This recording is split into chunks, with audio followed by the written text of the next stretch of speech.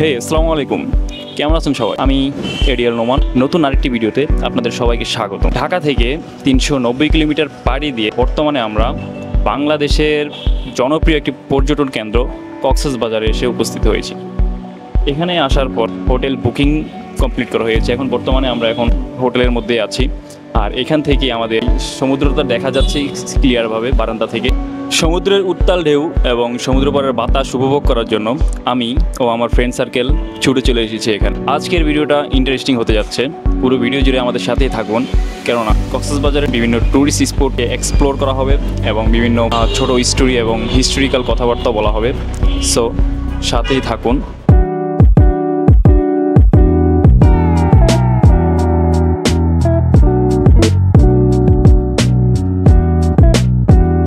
রাত্রেবেলা সব কটা জার্নি করে এসে দেখেন অবস্থা কি, কয়েকশো বছর ধরে ঘুমায় না একজনে। সেই সাথে আপনাদেরকে রুমটাও পরিদর্শন করিয়ে দিই। বড় ভাই, হ্যাঁ ভাই, কেমন উপভোগ করতেছেন? অস্থির অস্থির, সেই ফিল। সকালবেলা ঢাকা থেকে আসার পরে বিচের মধ্যে যাই নাই এখন, সবাই মিলে এখন বিচে যাচ্ছি। চলেন বিচে যাই।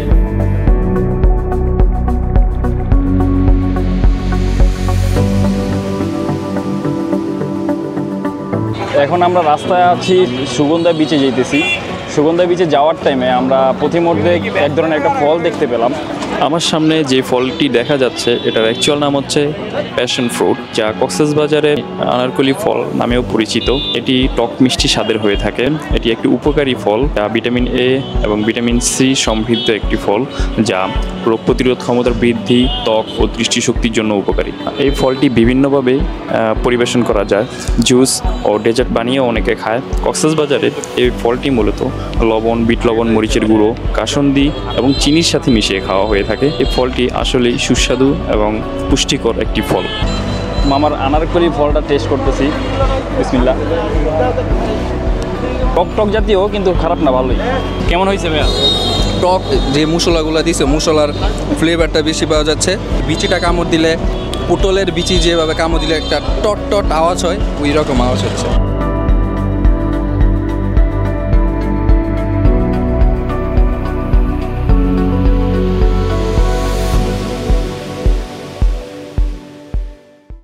ইতিমধ্যে আমরা সুগন্ধা বিচের পাড়ে চলে এসেছি।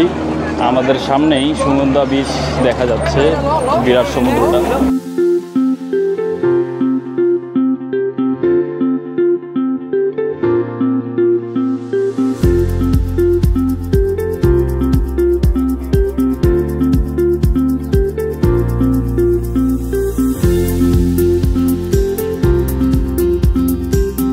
আমার সামনে 21,72,000 বর্গ কিলোমিটার আয়তনের বঙ্গোপসাগরের একটি অংশ দেখা যাচ্ছে। আর এই সমুদ্র সৈকতটি বাংলাদেশের দক্ষিণ পূর্বাঞ্চলে হওয়ার কারণে এই সৈকত থেকে সানসেটের ভিউটা অনেক মারাত্মকভাবে উপভোগ করা যায়, যার কারণে এই কক্সবাজার সমুদ্র সৈকতটার জনপ্রিয়তা আরও বেশি বাড়িয়ে তুলেছে। কক্সবাজারের সবচেয়ে চমৎকার ভিউ হচ্ছে এই জায়গাগুলা। সমুদ্রের পাড়ে আপনারা যদি না আসেন, এখানের অবস্থাটা, এখানের আনন্দ উপভোগটা, এটা বলে বোঝানো যাবে না। আপনারা অবশ্যই এখানে আসবেন, এখানে ওয়েদারটা উপভোগ করবেন, এখানে সমুদ্র সৈকতের উত্তাল ঢেউগুলো আপনারা উপভোগ করবেন। এটা আসলে চমৎকার একটা জায়গা, এখানের মাইন্ড রিফ্রেশের জন্য একটা জায়গা। আপনাদের যদি ডিপ্রেশন নামক কোনো কিছু থাকে, সেটা একেবারেই দূর হয়ে যাবে।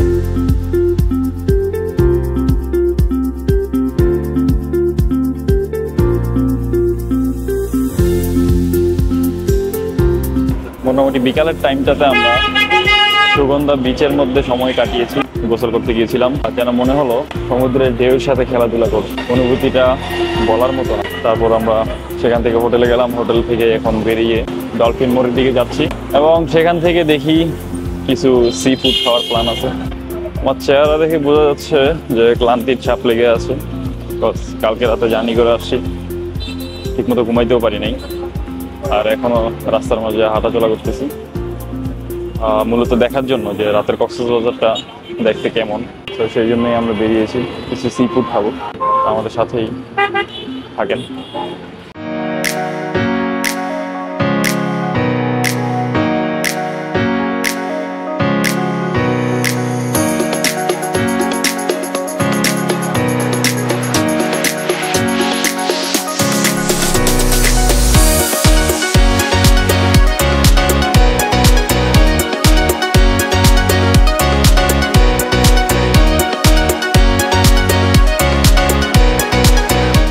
আমরা এই মুহূর্তে 4 ধরনের সামুদ্রিক মাছ আমরা সিলেক্ট করেছি। আপনারা দেখতে পাচ্ছেন এখানে কোরাল মাছ আছে, তারপরে স্কুইড ফিশ আছে, আর হচ্ছে ক্র্যাব কাঁকড়া আছে, আর হচ্ছে টোনা ফিশ। এই 4টা আইটেম আমরা এখন হচ্ছে সি ফুড আইটেম হিসেবে সিলেক্ট করেছি। তো মাছগুলো সিলেক্ট করার পর এগুলো তারা যেখানে তৈরি করবে আমরা সেখানে চলে যাই। আরেকটা জিনিস বলে রাখি, কক্সবাজারে এই মাছের দোকানগুলোতে তারা দুর্নীতি করে। সব দোকানে না, কিছু কিছু দোকানে। যেমন আপনি একটা মাছ চুজ করলেন, এটা আপনি খাবেন, কিন্তু দেখা গেছে যারা এটা ভিতরে নিয়ে কিচেনের মধ্যে তৈরি করবে তখন তারা দেখা গেছে এটা পাল্টিয়ে ফেলে। তো সেই ক্ষেত্রে আমি সাজেস্ট করব যে দোকান থেকে আপনার মাছগুলো কিনেন না কেন, তাদের কিচেন রুমে আপনারা অবশ্যই থাকবেন, এগুলো দেখবেন যে কীভাবে তারা তৈরি করে। আমরা এই মুহূর্তে দেখতে পাচ্ছি আমাদের কাঁকড়াগুলো এবং স্কুইড ফিশগুলো আর হচ্ছে কোরাল মাছগুলো ভেষনের মধ্যে মাখিয়ে তেলের মধ্যে ভাজবে। আর ওই পাশে যে কোরাল মাছটা আছে, ওই কোরাল মাছটা বারবিকিউ হিসেবে তৈরি করা হবে। এই যে আমাদের স্কুইডটা তৈরি হয়ে গেছে, এখন এটা খাবো। বিসমিল্লাহ। খারাপ না, ভালোই। যে কাঁকড়া চলে যেতেছে দেখেন, এই যে খাদুকরা দেখেন কিভাবে নিয়ে খাইতেছে।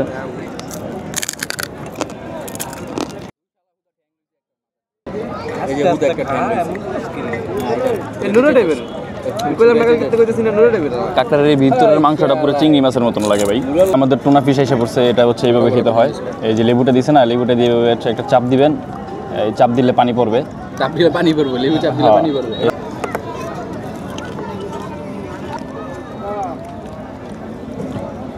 নর্মাল মাছের মতনই লাগতেছে। আপনার এটা অবশ্যই লেবু দিয়ে ট্রাই করবেন। আমি এবার এটা একটু ট্রাই করি।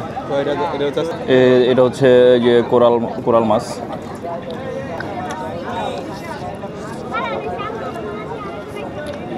ধুমা উঠতেছে লিটারলি মাছটা থেকে।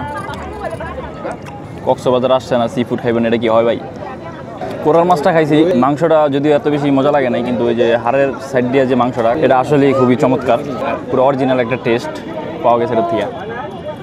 অবশেষে খাওয়া দাওয়ার চ্যাপ্টারটা শেষ করে আমরা চলে আসলাম হোটেলের মধ্যে। আগামীকালকে কক্সবাজারের মূল্যবান স্পটগুলো, টুরিস্ট স্পটগুলো আমরা ঘুরবো ইনশাল্লাহ।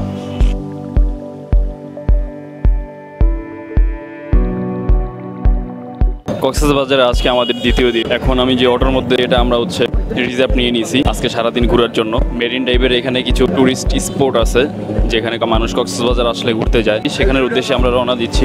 ডলফিন মোড় থেকে কলাতলি বিচটা একদম বরাবর দেখা যাচ্ছে রাস্তা থেকে। এখান থেকে এই ভিউটা আসলে খুবই চমৎকার লাগে। আপনারা এখান থেকে কলাতলি বিচটা দেখতে পারলেই আপনারা বুঝতে পারবেন। সমুদ্রের কোল ঘেঁষে এই মেরিনে যাওয়ার যে রাস্তাটা, এখান দিয়ে আমরা মূলত যাচ্ছি এখন। ডিরেক্ট সমুদ্রটা দেখা যাচ্ছে, উত্তাল ঢেউগুলো আমরা দেখতে পাচ্ছি গাড়ি থেকে। বর্তমানে আমরা হিমছড়ি পর্যটন স্থলে এসে উপস্থিত হয়েছি। এটি মূলত কক্সবাজার থেকে 12 কিলোমিটার দূরে অবস্থিত। এটা হচ্ছে হিমছড়ি যাওয়ার রাস্তাটা। হিমছড়ির এক পাশে রয়েছে সুবিস্তৃত সমুদ্র সৈকত, আর অন্য পাশে রয়েছে সবুজ পাহাড়ের সারি। হিমছড়িতে একটি জলপ্রপাত বা ঝর্ণা রয়েছে যা আমরা দেখতে পাচ্ছি। এটা এখানকার প্রধান পর্যটন আকর্ষণ। এটা বর্ষার সিজন ছাড়া সাধারণত এই ঝর্ণা দিয়ে পানি আসে না। বর্তমানে বর্ষার সময় বলেই এখান দিয়ে অনবরত পানি আসছে। প্রাকৃতিক পরিবেশে ঘেরা এই সুন্দর সুউজ্জ্বল পাহাড়ের চূড়ায় উঠলে বুঝতে পারবেন সমুদ্র কতটা মায়াবী। এখান থেকে স্পষ্টভাবে সমুদ্রটা দেখা যায়, এক্সপ্লোর করা যায়। এখানকার চূড়ায় আসলে আপনারা সমুদ্র ভিউটা চমৎকারভাবে উপভোগ করতে পারবেন। এখন আমরা ঝাউবনের দিকে আসছি। এখানে নামামাত্রই বৃষ্টি শুরু হয়ে গেছে, আর এই ঝাউবনে যাওয়ার ব্রিজটা আমরা দেখতে পাচ্ছি, কাঠের ব্রিজ। এখান থেকে ওখানে পানি উঠে গেছে আর কি, বৃষ্টির সিজন, যার কারণে পানি উঠে গেছে। এমনি শীতকালে কোনো পানি থাকে না ওইখানে। আমরা এখন আপাতত ভিতরে যাবো না, কারণ হচ্ছে বৃষ্টি শুরু হয়ে গেছে। এখান থেকে হয়তো বা বিদায় নিতে হবে আমাদের।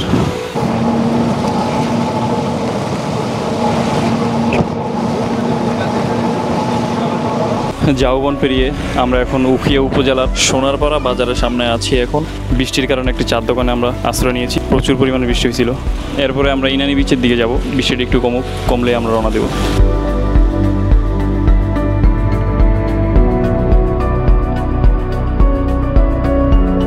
120 কিলোমিটার দীর্ঘ লম্বা এই সমুদ্র সৈকত বাংলাদেশের কক্সবাজারে উপস্থিত, বিশ্বের 3য় নম্বর স্থানে যদি দৈর্ঘ্য হিসেবে নির্ণয় করা হয়। বর্তমানে আমরা ইনানি সমুদ্র সৈকতে আছি। আমার পিছনে উত্তাল ঢেউ আমরা দেখতে পাচ্ছি সমুদ্রের, মেঘাচ্ছন্ন আকাশ, যার ফলে এখানে মানুষেরও এত আনাগোনা দেখা যাচ্ছে না। এই সিজন টাইমেও এসে আমরা এখানকার অবস্থানটা দেখতে পাচ্ছি। আমরা যদি পর্যটন কেন্দ্রকে নিয়ে যদি অ্যানালাইসিস করি তাহলে আমরা দেখতে পাই প্রাচীনকালে মোগল আমলের টাইমে এই অঞ্চলটার নাম পালঙ্কি হিসেবে জানা যেত, যেটারও একটি সুন্দর কাহিনী আছে, সেটা আমি আপনাদেরকে বলতেছি। একটা সময় এই অঞ্চলটাতে হলুদ বর্ণের আর কি এক ধরনের ফুল দেখা যেত। ফুলটার কারণে আঞ্চলিক আরাকান বা রাখাইন আদিবাসীরা ছিল, তারা এই জায়গাটাকে পেনোয়া অঞ্চল হিসেবে উল্লেখ করত। পেনোয়া শব্দের অর্থ যদিও হলুদ ফুল। পরবর্তীতে এখন যে বর্তমানের নাম কক্সবাজার, এটারও একটা কাহিনী আছে ব্রিটিশ আমল থেকে। ক্যাপ্টেন হিরা কক্স নামে একজন এই জায়গাটাতে আসে। আরাকান এবং রাখাইনদের মধ্যে একটা সমস্যা ছিল সম্ভবত ওই সময়। তিনি এইখানে গভর্নর হিসেবে নিযুক্ত হওয়ার পরে তাদের মাঝে যত সমস্যা ছিল সেগুলো সমাধান করতে করতে একটা সময় দেখা গেছে আঞ্চলিক মানুষদের মধ্যে তিনি প্রসিদ্ধ লাভ করেন, যে তিনি মরে যাওয়ার পর এখানের মানুষরা একটা বাজার স্থাপন করে, বাজারটাকে নামকরণ করা হয় কক্স সাহেবের বাজার। 1800 শতাব্দীর পূর্বে বর্তমানে যে নামে জানা যায় কক্সবাজার, তো সেখান থেকেই মূলত এই নামটা এসেছে, এটা হচ্ছে ধরা হয়ে থাকে। আমরা সকাল 11টা বাজে বের হওয়ার পর থেকেই বৃষ্টি শুরু হয় মুষলধারে। হিমছড়ি পাহাড়টার পরে অনেকগুলো টুরিস্ট স্পট সেরে আসতে হয়েছে, কারণ আমাদের ওইখানে নামার কোনো সুযোগ ছিল না বৃষ্টির কারণে।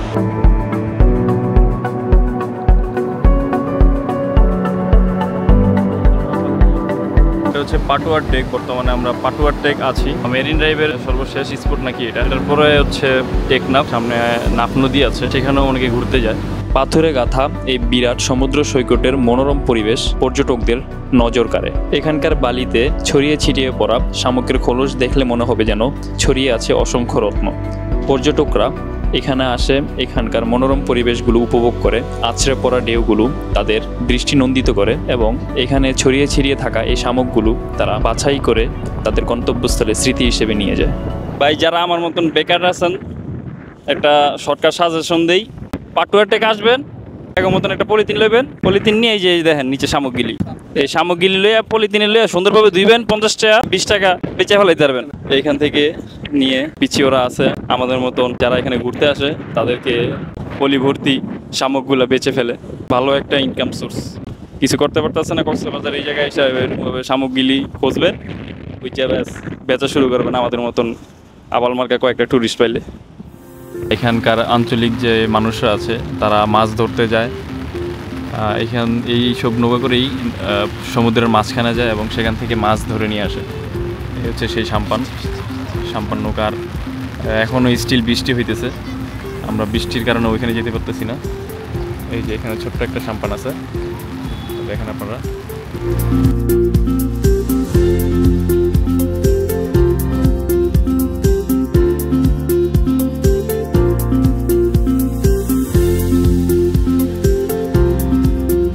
এখানে একটা লাল কাঁকড়া পাইলাম, এই যে দেখুন লাল কাঁকড়াটা।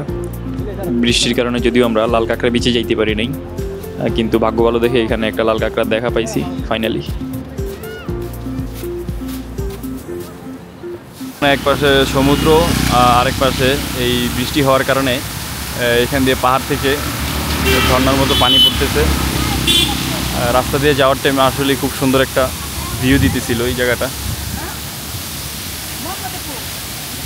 চমৎকার লাগতেছিল।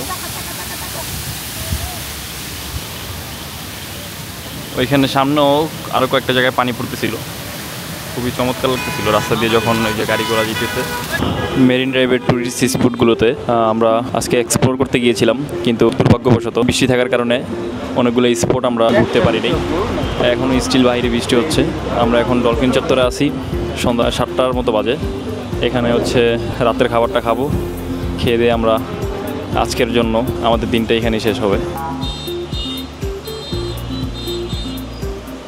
কক্সবাজারে আজকে আমাদের 3 নম্বর দিন। গতকালকেই নেটে দেখেছিলাম যে আজকে সারাদিন বৃষ্টি হবে, এখানে প্রচুর বৃষ্টি হচ্ছে। আজকে আমাদের 3 নম্বর দিনের প্ল্যান ছিল রামুতে ঘুরতে যাওয়া, ওখানে কিছু বুদ্ধ মন্দির আছে, আমরা সেখানে যাওয়ার প্ল্যান করেছিলাম আজকে।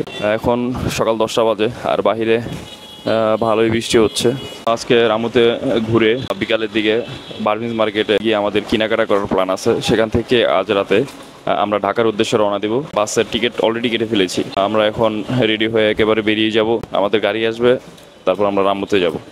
আচ্ছা, আমাদের মাহফুজ ভাই আমাদেরকে বলেন কক্সবাজার ট্রিপটা কেমন লেগেছে আপনার কাছে? যে বাসায় থেকে অনেক বোর হয়ে যাচ্ছে, একটু রিফ্রেশ মাইন্ডের দরকার। আমার আসলে অনেক ভালো লাগতেছে, আমার চাইতেছি আরও যাতে 2টা রাত যদি থাকতে পারতাম আরও ভালো লাগতো। কালকে রাত্রে 11টা বাজে বের হয়ে 4টা পর্যন্ত বাইরে ছিলাম, সমুদ্রের পাড়ে খালি ঘুরছি। মনে হলো যে মনের যত ব্যথা বেদনা যন্ত্রণা সব সমুদ্রের কাছে বিলিয়ে দিয়ে আসছে। কক্সবাজার আসার পর আমরা যেরকম চিন্তা ভাবনা করেছিলাম যে রোদ থাকবে, আমরা ঘুরতে পারবো, আর সেই ক্ষেত্রে আপনার কি অভিমত যে বাইরে যে বৃষ্টি হচ্ছে? মূল কথা যে স্পটে যাই তখনই বৃষ্টি আছে, টুকটাক স্পট ওই জায়গায় যে যাই তখন আর বৃষ্টি হয় না। এখন আফসোস থাকে, তবু যা পেয়েছে ভালোই লাগছে, সমস্যা নেই। আচ্ছা, আমরা যে ভাই সি ফুড খেলাম, গত পরশু দিন খাইলাম, কালকে রাত্রে সি ফুড খাইছি, আপনার কাছে কোন সি ফুডটা বেস্ট লাগছে ভাই? সি ফুড দুটোই ভালো লাগছে, কিন্তু কুড়াল মাছ থেকে কালকার সাইমন মাছটা ভালো লাগছে। আর অক্টোপাস আর হচ্ছিল স্কুইড, যদি 2টার ভিতরে রেটিং দেওয়ার প্রয়োজন হয় তাহলে অক্টোপাসের রেটিংটা আমি বেশি দিব। না, আমার কাছে অক্টোপাসটা বেশি ভালো লেগেছে। গতকালকে অক্টোপাসের ভিডিওটা যদিও করতে পারি নাই। আজকে আমাদের কোথায় ঘুরতে যাওয়ার প্ল্যান ভাই?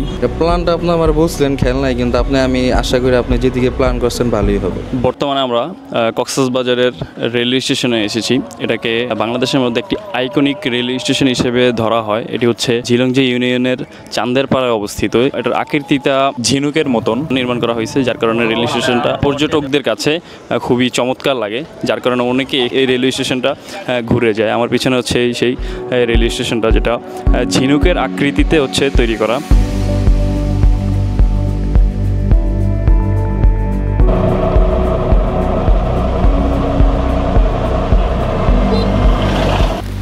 বর্তমানে আমরা কক্সবাজার থেকে 17 কিলোমিটার দূরে রামু উপজেলার ঐতিহাসিক রাংকুট বনাশ্রম বৌদ্ধ বিহারে এসে উপস্থিত হয়েছি। এই উপজেলায় 30টিরও বেশি বৌদ্ধবিহার থাকলেও বৌদ্ধ ধর্মাবলম্বীদের কাছে অত্যাধিক গুরুত্বপূর্ণ একটি বৌদ্ধবিহার এবং পর্যটকদের কাছে ঐতিহাসিক এবং নজরকাড়া একটি পর্যটন স্থান।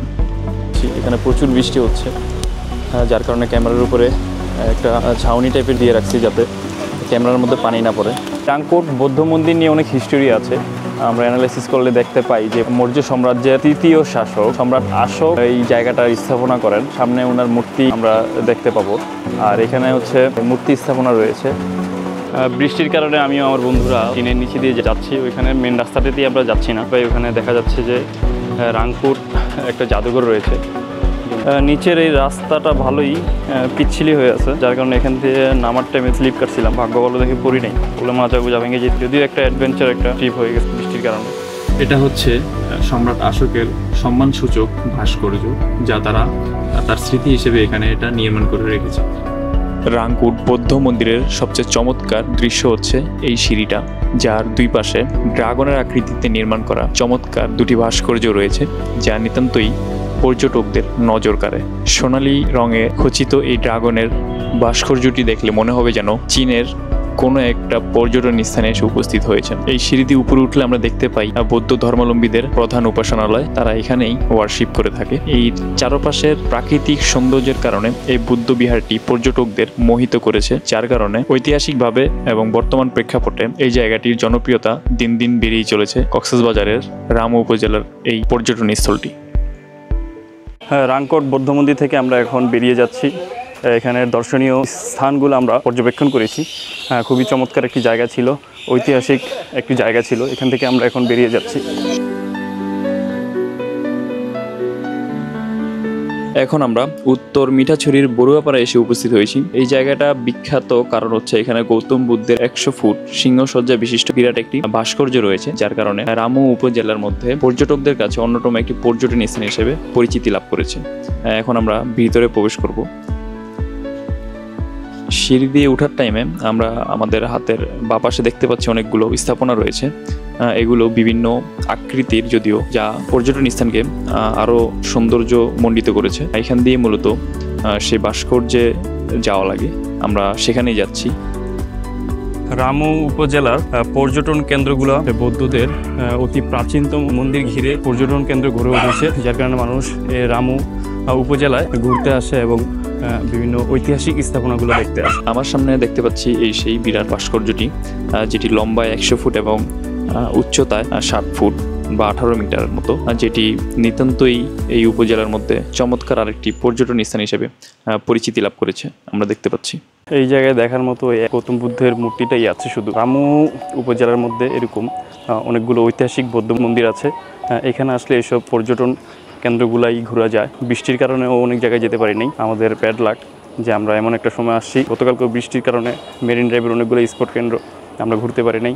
আর আজকে রামু উপজেলার মধ্যে ঐতিহাসিক বৌদ্ধ মন্দিরগুলো আমরা সবকটা পরিদর্শন করতে পারিনি। রামু উপজেলার আরেকটি দর্শনীয় স্থান হচ্ছে এই প্রাকৃতিক পরিবেশে ঘেরা রাবারের বাগানটি। পাহাড় এবং সমতল ভূমির মধ্যেই নির্মিত এই বাগানটি। এখানে 1,40,000-এর অধিক রাবারের গাছ রয়েছে। এক একটি গাছ 25 বছরেরও অধিক রাবার উৎপাদন করার সক্ষমতা রাখে। বর্তমানে বর্ষার সিজন বলে রাবার উৎপাদন কম হয়, যার কারণে এখানে পরিবেশটা ঠান্ডা রয়েছে। শীতকালীন সময়ে অধিক পরিমাণে রাবার উৎপাদন হয় বলেই এই জায়গাটা জমজমাট থাকে। এই মুহূর্তে আমরা বার্মিজ মার্কেটে এসে উপস্থিত হয়েছি। মিয়ানমার থেকে আসা হরেক রকমের আচারের জন্য এই মার্কেটটা বেশি প্রসিদ্ধ। কক্সবাজারের পর্যটকরা আসলে যাওয়ার টাইমে এখান থেকে বিভিন্ন ধরনের আচার এবং চকলেট কিনে নিয়ে যায়। আমরা এখানে আসছি কিছু আচার এবং চকলেট কিনে নেওয়ার জন্য। বার্মিজ মার্কেট থেকে আমরা হচ্ছে চকলেট, বাচ্চাদের জন্য চকলেট, তারপর হচ্ছে বিভিন্ন ধরনের আচার আমরা এখান থেকে নিয়ে নিতেছি। আমরা এখন শুটকির দোকানে আছি। পুরান বার্মিজ মার্কেটের এখানে অনেকগুলো শুটকির দোকান আছে, এখান থেকে আপনারা চাইলে শুটকি নিতে পারেন।